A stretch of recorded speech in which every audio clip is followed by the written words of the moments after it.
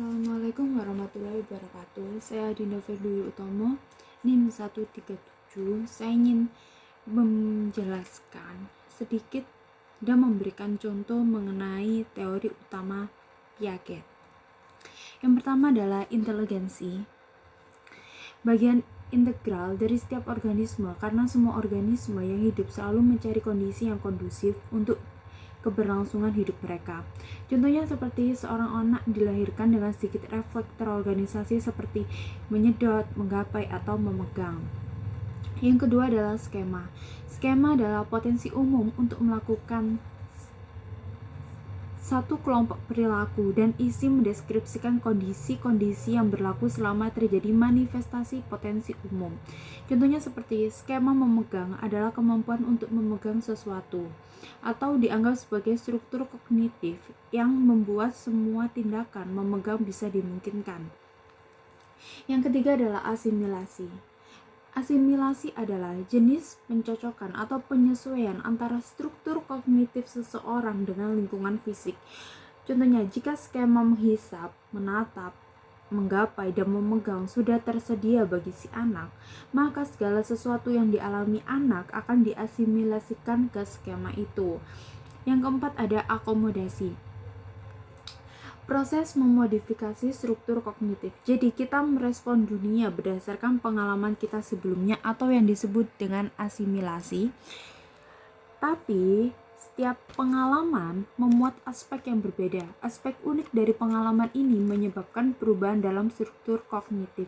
Itu yang disebut akomodasi. Jadi akomodasi dan asimilasi ini saling berhubungan. Contohnya seperti bayi usia 4 bulan diberi mainan.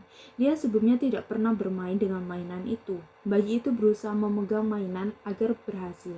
Dia harus mengakomodasikan dengan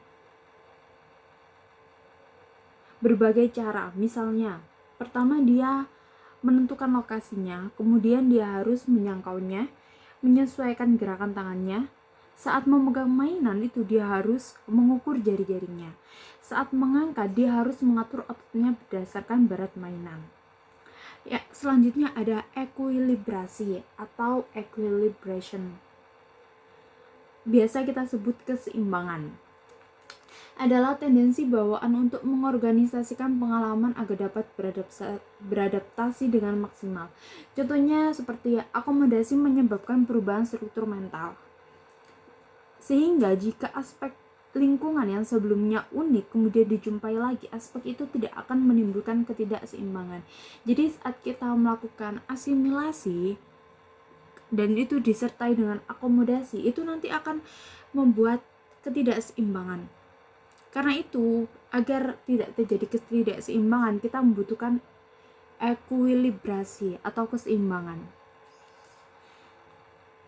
Selanjutnya ada interiorisasi. Adalah penurunan ketergantungan pada lingkungan fisik dan meningkatnya penggunaan struktur kognitif.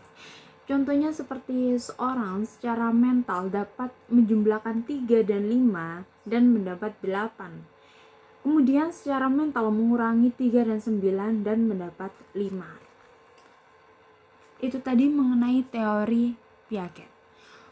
Untuk salah-salah kata saya mohon maaf. Wassalamualaikum warahmatullahi wabarakatuh.